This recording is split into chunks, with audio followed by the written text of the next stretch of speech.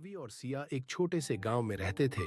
दोनों बचपन के दोस्त थे और हर दिन स्कूल जाने के बाद अपना समय गांव की गलियों में घूमने या पेड़ के नीचे बैठकर कहानियां सुनने में बिताते थे। उनका गांव बेहद सुंदर था, लेकिन वहां गरीबी और कठिनाइयों का बसेरा था। गांव के लोग मेहनती थे, परंतु सुविधाओं की कमी के कारण उनका जीवन कठिनाइयों से भरा था। पेंसिल की खोज। एक दिन रवि और सिया स्कूल के बाद गांव के पुराने तालाब के पास खेल रहे थे। वहीं एक बड़ा सा पुराना पेड़ था, जिसकी जड़ें मिट्टी के ऊपर तक फैल गई थीं। खेलते खेलते उनकी नजर पेड़ की जड़ों के बीच कुछ चमकती हुई चीज पर पड़ी। सिया ने उत्सुकतावश उसे निकाला। वह एक पेंसिल थी, साधारण लेकिन चमचमाती हुई। रवि ने पेंसिल को ध्यान से देखा और बोला, यह कोई साधारण पेंसिल नहीं लगती। चलो इसे लेकर घर चलते हैं।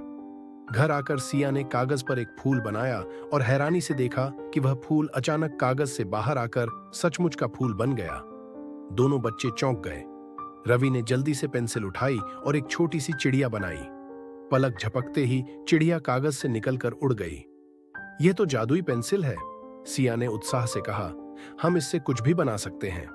पेंसिल का पहला उपयोग। शुरुआत में दोनों ने इसका उपयोग छोटे मोटे मनोरंजन के लिए किया। रवि ने मिठाई बनाई और सिया ने रंग बिरंगे गुब्बारे। लेकिन धीरे धीरे उन्हें समझ आया कि इस पेंसिल का उपयोग केवल उनके लिए नहीं, बल्कि पूरे गांव की भलाई के लिए किया जाना चाहिए। एक दिन गांव का स्कूल बंद हो गया क्योंकि छत टूट गई थी। बच्चों को पढ़ाई में दिक्कत हो रही थी। रवि और सिया ने पेंसिल का उपयोग कर एक मजबूत और सुंदर छत बना दी। जब अगली सुबह गांव वालों ने यह देखा तो वे हैरान रह गए। किसी को समझ नहीं आया कि यह चमत्कार कैसे हुआ। गांव की मदद। इसके बाद दोनों ने पेंसिल का उपयोग गांव की समस्याओं को हल करने के लिए किया। उन्होंने टूटे हुए रास्तों को ठीक किया, एक नया कुआं बनाया ताकि पानी की कमी दूर हो सके, और खेतों के लिए नए औजार बनाए। गांव के लोग धीरे धीरे खुशहाल होने लगे, लेकिन किसी को यह नहीं पता था कि ये सब चमत्कार कौन कर रहा है।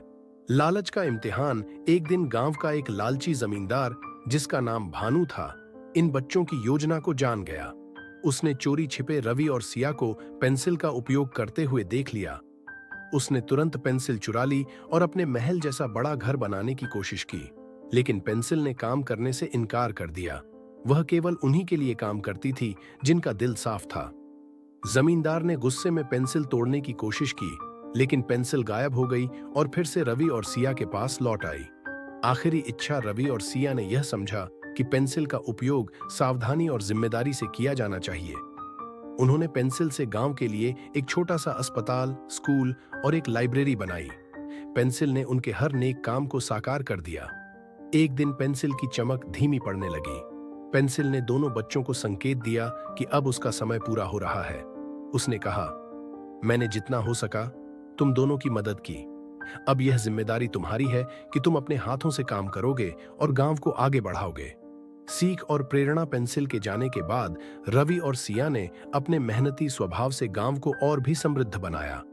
उन्होंने गांव के बच्चों को शिक्षा दी और उनके भीतर भी दूसरों की मदद करने का जुनून भरा। इस तरह जादुई पेंसिल की कहानी न केवल रवि और सिया के लिए, बल्कि पूरे गांव के लिए प्रेरणा बन गई।